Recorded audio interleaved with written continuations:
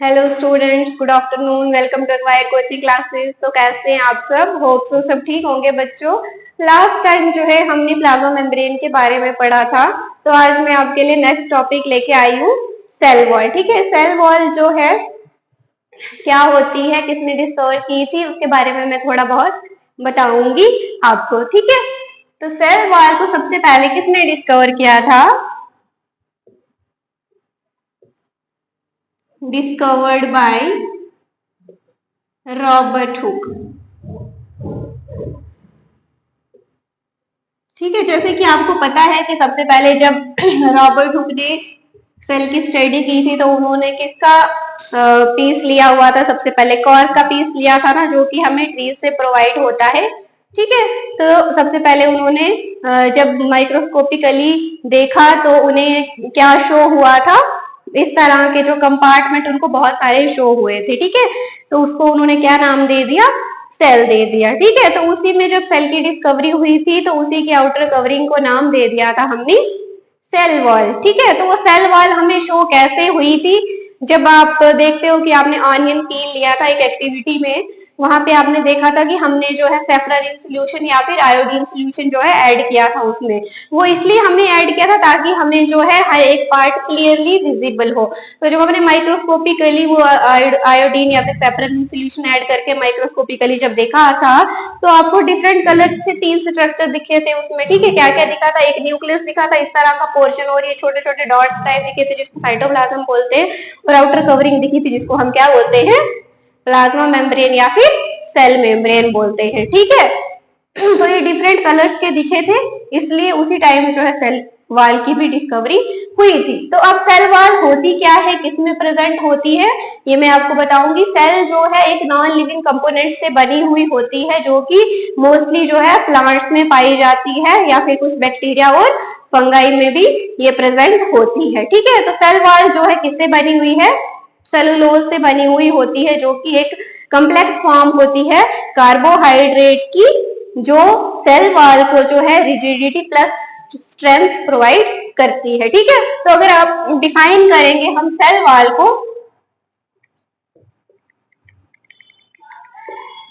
It में B defined as the non-living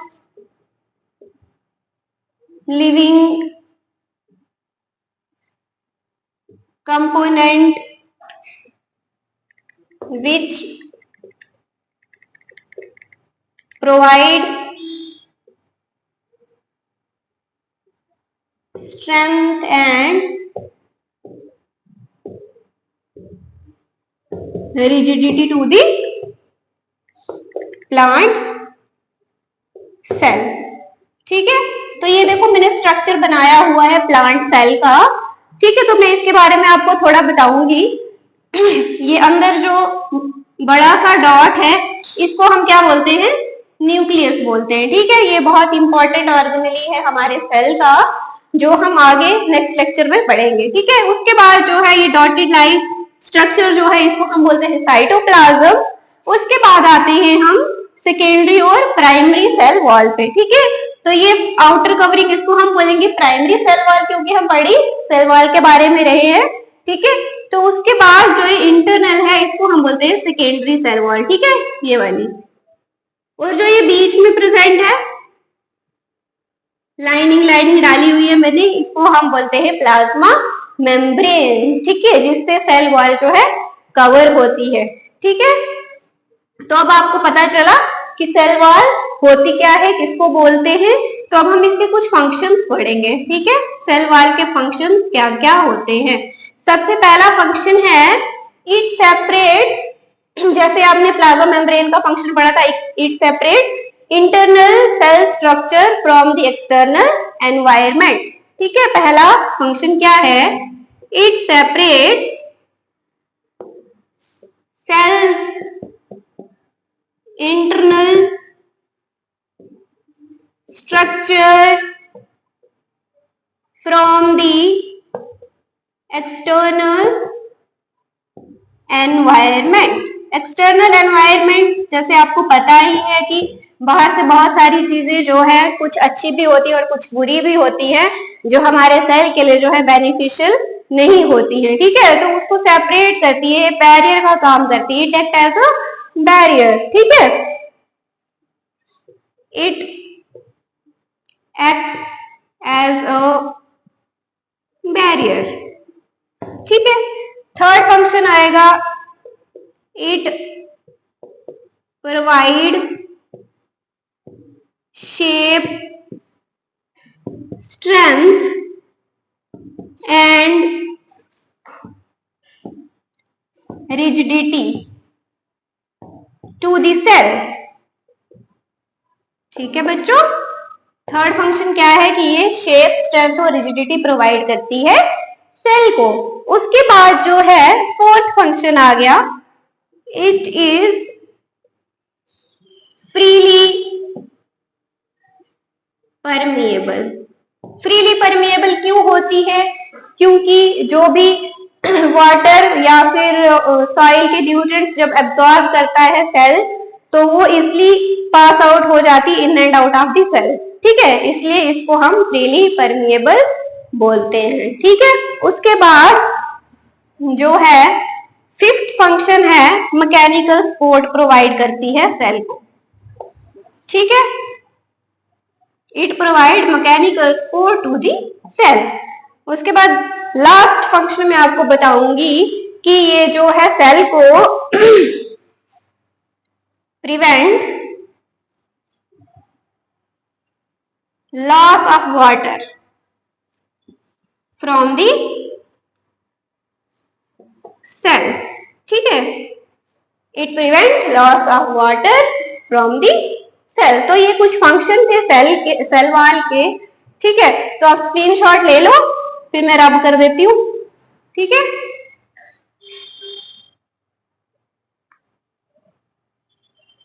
तो ये कुछ फंक्शन थे सेल वॉल के।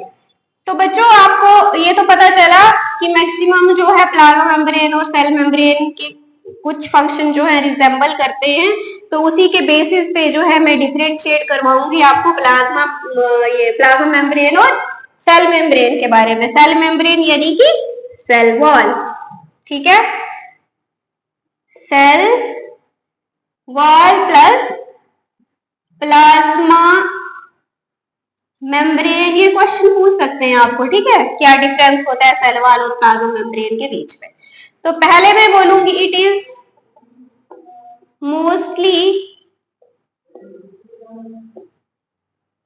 Found in plants, some bacteria and fungi। ठीक है, पहला फंक्शन ये सॉरी पहला डिफरेंशिएट ये किया मैंने, और दूसरा डिफरेंशिएट करती हूं मैं कि it is found in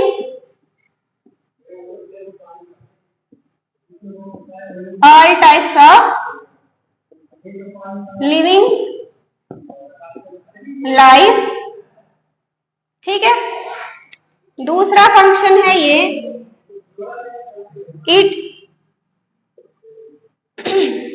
it is freely permeable, it is semi permeable.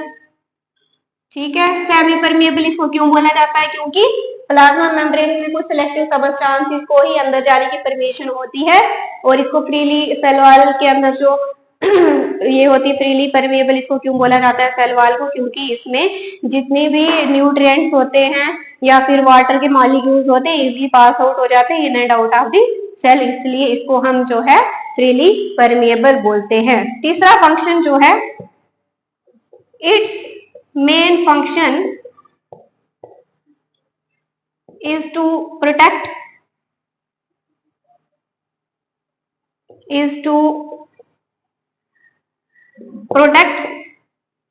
Plasma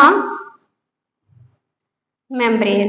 ठीक है, और इसका थर्ड, जो डिफरेंशिएशन है, its main function is to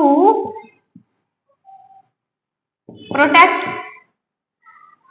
protoplasm. ठीक है, it is inactive. It is inactive मतलब नॉन लिविंग, मतलब non living. It is living and active. ठीक है, तो ये कुछ जो है डिफरेंशिएशन मैंने आपको बताई, होप सो आपको समझ आई होगी ये। ठीक है, आप स्क्रीनशॉट ले लो, फिर मैं रब कर देती हूँ। ठीक है,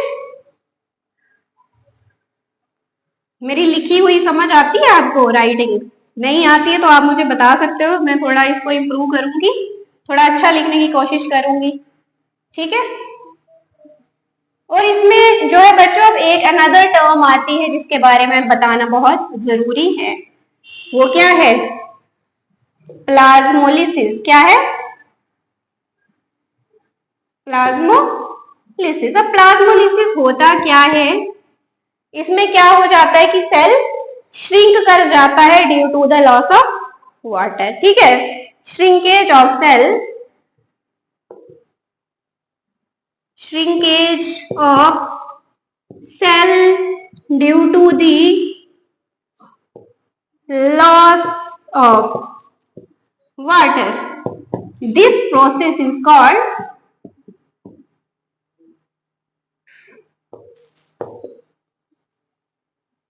प्लाज्मोलिसिस। ठीक है, ये मैं आपको एग्जाम्पल के थ्रू समझाऊंगी कैसे होता है। ठीक है, जैसे आपने प्लाज्मा मेम्ब्रेन में आपको ऑस्मोसिस के कुछ 3 सोल्यूशन के बारे में बताया था मैंने, जैसे आपको अगर याद होगा तो हाइपरटोनिक, हाइपोटोनिक सोल्यूशन और आइसोटोनिक सोल्यूशन के बारे में बताया था। ठीक है, उसमें तो हमने जो है वो लिया था, एग लिया था शेललेस। ठीक है, शेल रिमूव करके एग को हमने हाइपरटोनिक, हाइपोटोनिक और आइसोटोनिक सोल्यूशन में डाला था।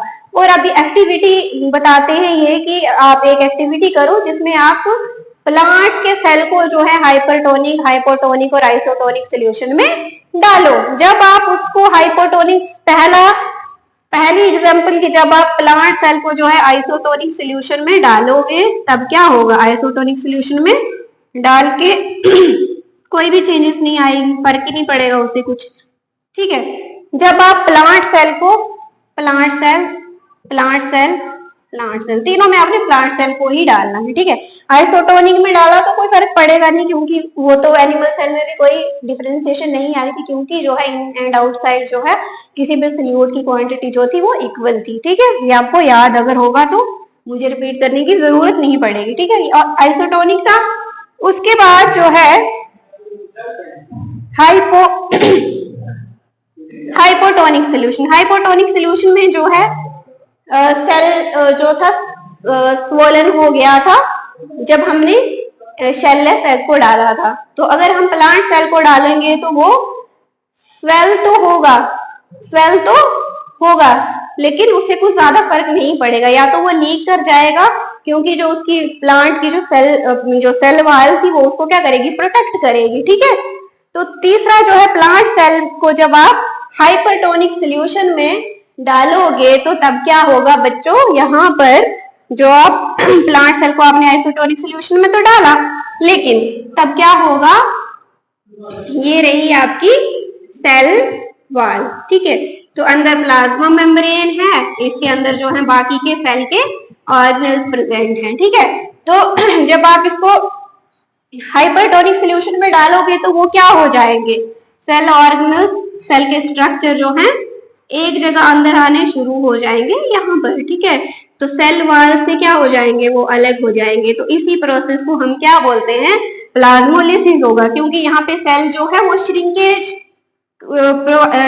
हो जाएगी यहाँ पे सेल की। ठीक है, तो यहाँ पे क्या हो गया? लॉस ऑफ वाटर हो गया। तो इसी प्रोसेस को हम क्या बोलते हैं? प्लाज्मोलिसिस। तो बच्चों आज का टॉपिक जो था आपका कंप्लीट हो गया, सेल वाल। ठीक है, होप सो आपको समझ आई होगी। अगर नहीं भी आई होगी तो आप कमेंट सेक्शन के थ्रू बता सकते हैं, ठीक है। और हमारे चैनल को सब्सक्राइब करो, शेयर करो ज्यादा से ज्यादा, ताकि हमें मोटिवेशन मिले और हम ऐसे ही आपके लिए नई नई वीडियो जो है अपलोड करते रहे। Thank you so much.